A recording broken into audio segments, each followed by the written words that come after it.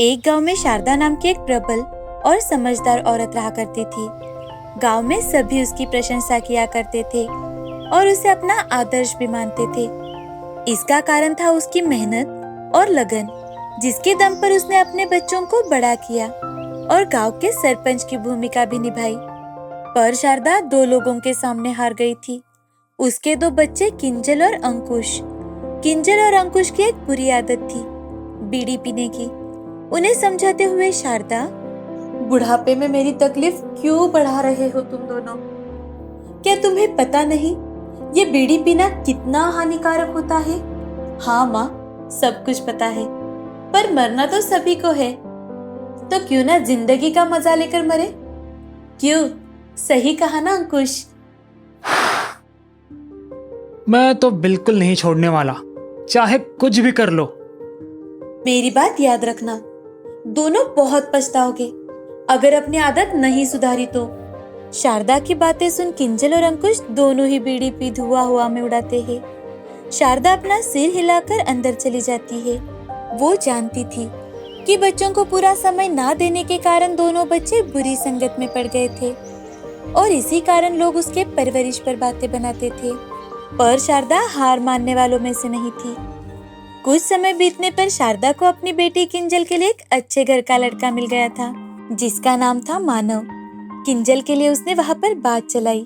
किंजल, तुम्हारे लिए एक रिश्ता आया है। ये देखो, लड़का अकेले ही रहता है, पढ़ा लिखा है, अच्छा कमाता भी है और अच्छा दिखता भी है।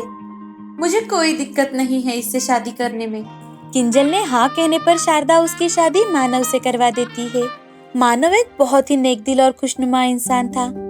किंजल ने तो उससे शादी उसकी सूरत और पैसा देख के की थी, परंतु उसका दिल तो मानव का स्वभाव ही जीत रहा था। दोनों का विवाहित जीवन काफी संतुष्टि से गुजर रहा था, सिवाय एक भेद के। मानव को किंजल की बीड़ी पीना बिल्कुल भी पसंद नहीं था। इस बात पर उनकी कई बार बहस हो जाती थी। एक बार उसे समझाते हुए मानव, किंजल, तुम्हें नहीं लगता कि तुम्हारी बीड़ी पीने की लत बहुत ज्यादा ही बढ़ गई है?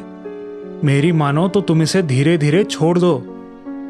क्यों, मैं एक औरत हूँ इसीलिए?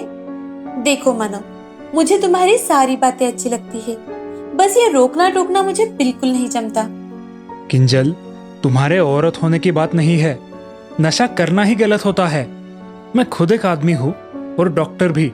मुझे धूम्रपान से सख्त नफरत है। बस भी करो मानव, मुझे मेरे हाल पर छोड़ दो। ये कहकर किंजल एक बीड़ी और अपने मुंह में डाल लेती है और अपने टेंशन को धुएं में उड़ाने लगती है। अगली सुबह उसकी आंख खुली तो उसने देखा कि मानव बिस्तर पर नहीं था। तभी कमरे में नाश्ते का थाल लेकर मानव आता है और वो किंजल से, कल के झगड़े के लिए माफ कर दो। मैं भूल गया था तुम मेरी मरीज नहीं हो, तुम मेरी पत्नी हो और मुझे तुम्हारी इच्छा का सम्मान करना चाहिए। मुझे खुशी है कि तुम मुझे समझ पाए। आओ, मेरे पास आओ। यूं ही दोनों में सुलह हो गई। कुछ दिन ऐसे ही बीत गए। किंजल की तबीयत थोड़ी खराब होने लगी। उसे उल्टियां और चक्कर आ रहे थे।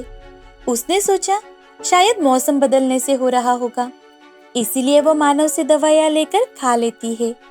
पर जब तकलीफ हुए 1 हफ्ता हो जाता है तो उसने मानव के क्लिनिक पर जाना सही समझा।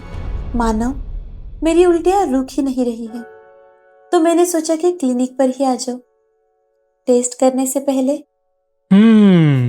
क्या पता कोई संदेश मिलने वाला हो। मानव, तुम भी ना? किंजल शर्मा के उससे बोलती है। मानव ने अच्छे से जांच करने के लिए उसका ब्लड टेस्ट किया, लेकिन रिजल्ट आने पर किंजल के पैरों के तले जमीन खिसक गई। वो गर्भवती तो थी, पर लंग कैंसर के साथ, जो काफी हद तक बढ़ गया था। ये सुनते ही किंजल जोर जोर से रोने लगती है। ऐसा ऐसा कैसे हो सकता है? मुझे लंग कैंसर? पर मुझे तो सांस लेने में कोई भी दिक्कत नहीं होती। किंजल, मैंने तुम्हें कहा था कि बीड़ी पीना तुम्हारी सेहत के लिए हानिकारक हो सकता है, पर तुम नहीं मानी। आज हमारा बच्चा और तुम दोनों खतरे में हो। क्या तुम्हें मैं आज भी छोड़ दूं तुम्हारे हाल पे? मानो मैं। किंजल के आंसू थमने का नाम ही नहीं ले रहे थे। और आज मानव भी उससे बात करना नहीं चाहता था। किंजल को अपनी गलती का पश्चाताप हो रहा था, पर अब कुछ नहीं हो सकता था। उसे कैंसर होने की बात उसके माँ और भाई तक पहुंच गई। वो दोनों फौरन ही ट्रेन से उसके पास पहुंच गए, उस पर गुस्सा करते हुए शारदा, किंजल, मुझे समझ नहीं आता मैं तुम पर गुस्सा करूं या दया। ऐसी स्थिति किसी औरत पर ना आए। अंकुश, कैसे लग रहा है बहन को तकलीफ में देखकर? अंकुश डरा सा, सहमा सा अपनी बहन को देख रहा था और उसने अपनी नजरें नीचे कर ली। उसे किंजल और खुद के बीड़ी पीने की बात पर शर्मा रही थी। उसे मत डांटो माँ, मैं ही अभागी हूँ। आपके इतना समझाने के बाद भी मैंने बीड़ी पीना नहीं छोड़ा और अंकुश को भी बढ़ावा दिया। मैं कसम खाती हूँ माँ, इस बीड़ी का मुंह कभी नहीं देखूंगी। बस मुझे और मेरे बच्चे को बचा लो माँ। किंजल को रोता देख मानव को उस पर दया आ जाती है। इतना ही नहीं, वो किंजल से बेहद ज्यादा प्यार करता था, तो वो कब तक उससे बिना बात किए रह सकता था। वो किंजल के कंधे पर हाथ रखते हुए, किंजल, डरने की कोई बात नहीं है। तुम्हें कैंसर नहीं है और ना ही तुम गर्भवती हो। क्या? ये क्या कह रहे हो तुम? तभी मानव अपने सासू माँ के पास जाकर खड़ा हो जाता है और सारी बात बताता है। ये बात झूठी नहीं है कि तुम्हारे फेफड़े कुछ हद तक खराब हुए हैं, पर तुम्हें कैंसर नहीं है। मैंने ही तुम्हारे खाने में उल्टी की दवा मिलाई थी। सासू माँ को यह सब पता है। तुमसे मिलने से पहले मैं सासू माँ का डॉक्टर हुआ करता था। उन्होंने मुझे बताया था कि कैसे तुम्हारे पिता बीड़ी पीने के कारण कैंसर के शिकार हो गए। एक दिन तुम दोनों की तस्वीर देखी तो ख्याल आया कि इतने जवान और स्वस्थ होकर भी तुम दोनों अपनी जिंदगी को राख कर रहे हो। तभी मैंने ठान ली कि तुम दोनों की लत छुड़वा कर ही रहूंगा। पर एक चीज मैंने समझ ली थी कि तुम्हारी जिद तुम्हारी जान लेने का कारण बनेगी, इसीलिए मुझे यह कदम उठाना पड़ा। क्या ये सब सच है माँ? हाँ, बिल्कुल सच है। तुम दोनों के इतने पीछे पड़ने पर भी तुम दोनों को अपनी जान की कोई फिक्र नहीं थी। ये आखिरी रास्ता समझा मैंने और मानव ने। किंजल, मैंने जो कुछ भी किया वो सही तो बिल्कुल नहीं था। तुम मुझे जो सजा देना चाहती हो मैं तैयार हूँ, लेकिन किंजल, मैं तुम्हें खोना नहीं चाहता था, और बीड़ी के कारण तो बिल्कुल नहीं। किंजल वहां से चली जाती है और अपने आप को एक कमरे में बंद कर लेती है। यहाँ मानव और शारदा दोनों ही अपने आप को दोषी मान रहे थे, पर उनकी बात सुन अंकुश ने अपना मन बना लिया। अगली सुबह जब किंजल अपने कमरे से बाहर नहीं आई, तो उसे मनाने के लिए मानव उसके कमरे में जाने लगा। तभी अंकुश उसे रोक लेता है और दरवाजा खटखटाते हुए, अंकुश। दीदी, मैं अंकुश हूँ। जीजाजी और माँ ने आपके साथ बहुत गलत किया, इसमें कोई दो राय नहीं। परंतु मैंने तय कर लिया है कि मैं बीड़ी पीना छोड़ दूंगा। मैंने एक सेंटर में अपना नाम भी लिखवाया है। आपको खोने के डर ने मुझे एक बात समझा दी, ये बीड़ी हमारे जिंदगी के सामने कुछ भी नहीं है। क्या आप जीजाजी और माँ को माफ कर देंगी और मेरे साथ इस लत को छोड़ना चाहेंगी? मैं आपके जवाब का इंतजार करता हूँ दीदी। अंकुश की बात सुनकर किंजल ने दरवाजा खोल दिया और हल्की सी हामी भरी, और फिर उनके जिंदगी की नई शुरुआत की।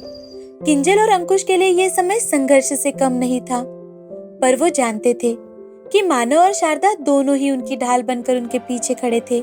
उनकी मदद से कुछ ही महीनों में किंजल और अंकुश ने बीड़ी की आदत को हमेशा के लिए अलविदा कह दिया, और असल में किंजल और मानव ने अपनी जिंदगी के नए दौर में प्रवेश किया। हमें नशे को कभी भी बढ़ावा नहीं देना चाहिए। नशा अक्सर ही जिंदगी की सजा बन जाता है।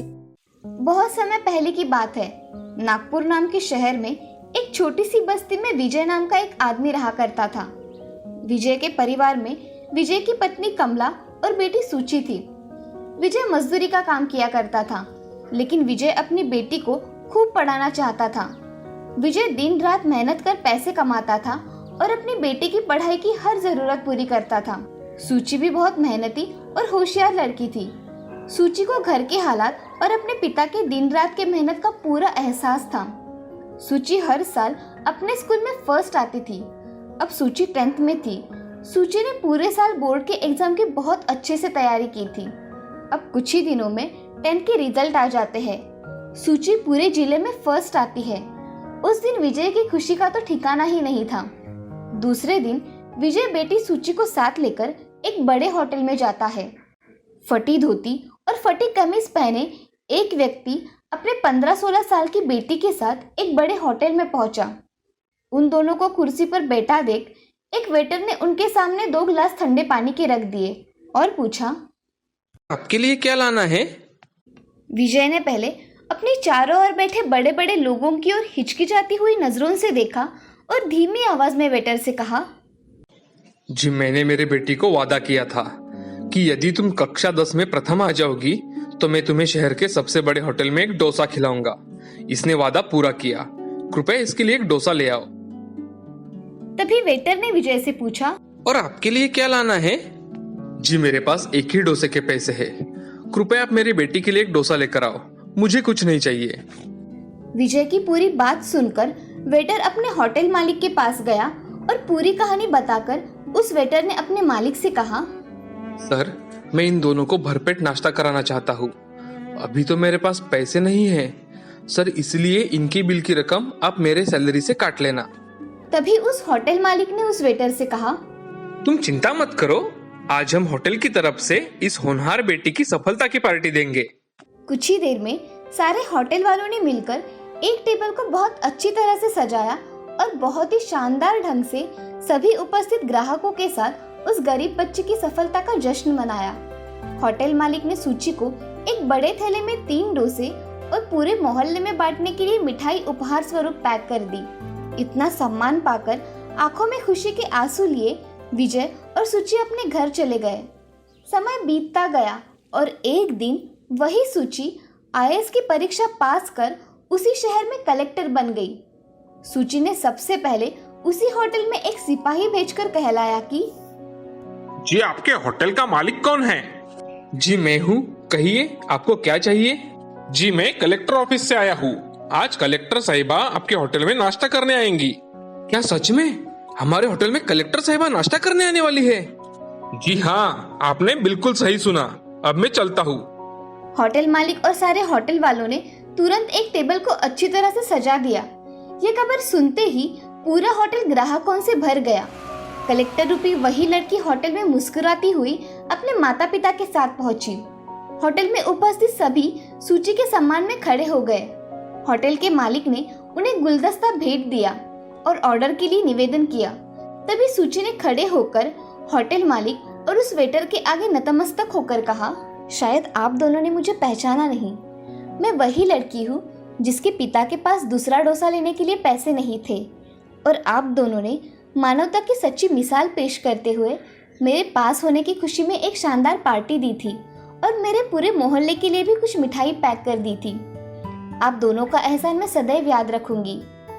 आज ये पार्टी मेरी तरफ से है और उपस्थित सभी ग्राहकों और होटल स्टाफ का बिल मैं दूंगी और कल आप दोनों का श्रेष्ठ नागरिक का सम्मान एक नागरिक मंच पर किया जाएगा।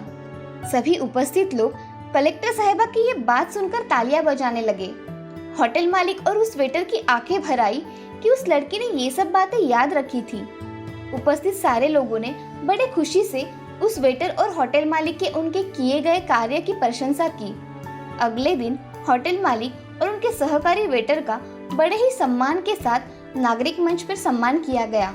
दोस्तों, हमें इस कहानी से ये सीख मिलती है कि हमें हमेशा किसी भी गरीब की गरीबी का मजाक बनाने के बजाय उसकी प्रतिभा का उचित सम्मान करना चाहिए।